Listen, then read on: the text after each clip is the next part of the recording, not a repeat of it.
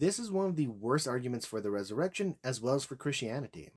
This idea that 11 disciples died for their beliefs and that somehow makes this all true is complete and utter nonsense. Not only is it historically bust, but it doesn't even make logical sense. So let's just start off with the easy one. Why doesn't it make logical sense? Well, we can look at Muslims who die for their beliefs all the time, and does that mean that Islam is correct? Well, I don't think any Christian would actually say that. We can also look at Mormons who historically were persecuted and killed for their beliefs. Does that mean Mormonism is correct? Or what about different cults? Look at Waco, Texas. Those people truly believed in their beliefs. Does it mean that they were correct? Now, of course, you would say that no, that does not mean that they're correct. Just because you're willing to die for a belief means absolutely nothing except that you hold that belief to be true. So again, simply because you're willing to die for something does not make that thing actually historically true.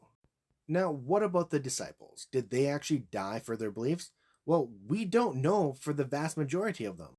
Now, we don't actually have historical records as to what happened to most of the disciples. We have different traditions that are long separated from the facts.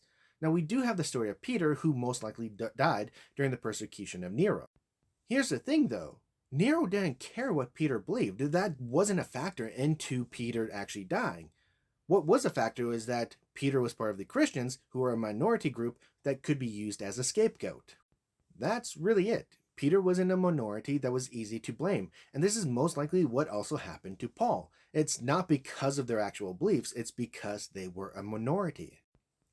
Now, we also do have the brother of Jesus, James, and in there, Josephus does tell us that he is killed by the high priest. But we're not really told why he was killed, we're just told that he was killed. It's not stated because it was part of his beliefs that he was, persecuted or anything like that. We're just told that he did something that angered the high priest and he was killed among a host of other people.